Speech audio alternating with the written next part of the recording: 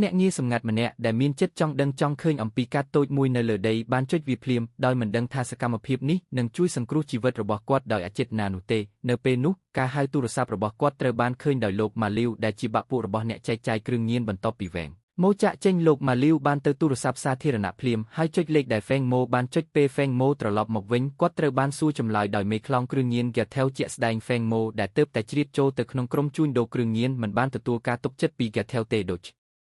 នេះហើយទើបម៉ាលីវចាត់តាំងឲ្យដើរតាមគាត់ដំបូងឡើយហ្វេងម៉ូមិនបានឆ្លើយសំណួររបស់ហ្គាថេវដោយផ្ទាល់ទេប៉ុន្តែក្រោមការសួរចម្លើយម្ដងហើយម្ដងទៀតទីបំផុតគាត់បានប្រាប់ការពិតក្រោយមកហ្វេងម៉ូបានធ្វើលេសដើម្បីចាក់ចេញត្រឡប់មកបន្ទប់របស់គាត់វិញហ្វេងម៉ូនៅតែមានអារម្មណ៍ភ័យខ្លាចជាប់ជានិច្ចនៅពេលដែលគាត់គិតអំពីការសួរចម្លើយតាមពិតទៅការហៅទូរស័ព្ទរបស់ហ្វេងម៉ូគឺទៅកាន់ថ្នាក់លើរបស់គាត់ហេនឆេដុងប្រធាននាយកដ្ឋានត្រួតពិនិត្យគ្រឿងញៀនពេលដែលហេនឆេដុងបញ្ចប់របាយការណ៍របស់គាត់ហើយដាក់ទូរស័ព្ទចុះដើម្បីបង់ប្រាក់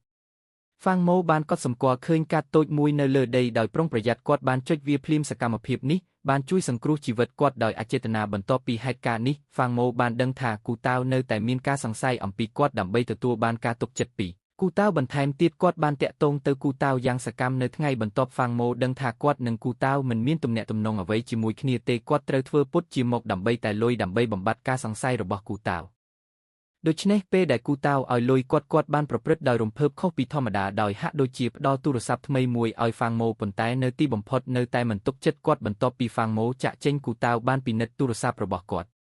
ជាសំណាងល្អហ្វាងម៉ូបានសម្អាតទូរស័ព្ទរបស់គាត់ជាមុនទោះបីជាគាត់គេចផុតពីការសង្ស័យលើកនេះក៏ដោយការធ្វើតេស្តម្ដងហើយម្ដងទៀតបានធ្វើឲ្យគាត់ដឹងថាគូតាវមិនដែលធ្វេសប្រហែសឡើយដូច្នេះគាត់ត្រូវការឱកាសដើម្បីបញ្ជាក់ពីខ្លួនឯងនឹងទទួលបានការទុកចិត្តទាំងស្រុងពីគូតាវឱកាសបែបនេះបានមកដល់ភ្លាមពីរបីថ្ងៃក្រោយមកគូតាវរួមជាមួយអ្នកជិះនិងហ្វាងម៉ូបានមកដល់ច្រកចូលផ្សារបន្លែមួយអ្នកជិះទទួលខុសត្រូវក្នុងការធ្វើប្រតិបត្តិការជាមួយអ្នកទិញខណៈពេលដែលគូតាវនិងហ្វាងម៉ូរងចាំនៅក្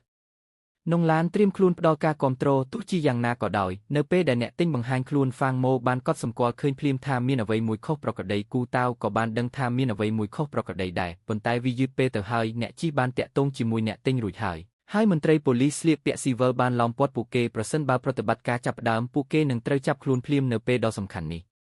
ពេលដែលហ្វាងម៉ូមកដល់ទាន់ពេលវេលាហើយបានប៉ះទង្គិចជាមួយអ្នកទិញដោយចេតនាអ្នកជិះបានដឹងថាមានអ្វីមួយខុសប្រក្រតីហើយបានងាកចេញភ្លាមទោះជាយ៉ាងណាក៏ដោយគ្រឿងញៀននៅក្នុងដៃរបស់គាត់បានក្លាយជាឧបសគ្គដូច្នេះបន្ទាប់ពីបានជួបជាមួយហ្វាងម៉ូគាត់បានសម្រេចចិត្តបោះបង់ចោលទំនិញដើម្បីជួយសង្គ្រោះអ្នកជិះក៏ខ្ញុំមិនអាចកាន់របស់នេះបានទេខ្ញុំនឹងសាកល្បងដោយខ្លួនឯង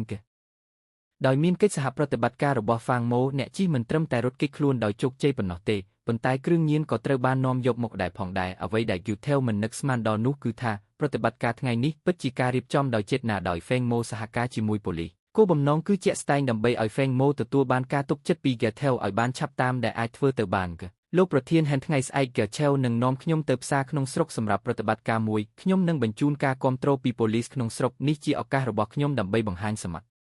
ថភាពដ៏ល្អសម្រាប់គាត់បន្ទាប់ពីការធ្វើតេស្តហ្វេងម៉ូជាច្រើនដងហ្គាថេវបានបន្ថយការប្រុងប្រយ័ត្នរបស់គាត់ទន្ទឹមនឹងនេះដែរម្យ៉ាងវិញទៀតម្ចាស់គ្រឿងញៀនខេគីត្រូវបានចាប់ខ្លួនម្ដងហើយម្ដងទៀតពីបទជួញដូរគ្រឿងញៀនហើយម្ចាស់គ្រឿងញៀនវ៉ងខៃត្រូវបានសម្លាប់ខៃសង្ស័យភ្លាមថាហ្គាថេវកំពុងមានគម្រោងវាយប្រហារគាត់ប៉ុន្តែគាត់មិនអាចប្រៀបផ្ទឹមនឹងកម្លាំងរបស់ហ្គាថេវបានទេហើយមិនអាចប្រឈមមុខនឹងគាត់ដោយបើកចំហបានទេផ្លូវដឹកជញ្ជូនរបស់គាត់ក៏ស្ថិតនៅក្រោមការឃ្លាំមើលរបស់ប៉ូលីសផងដែរដោយគ្មានជំរឿផ្សេងទៀតថៃគី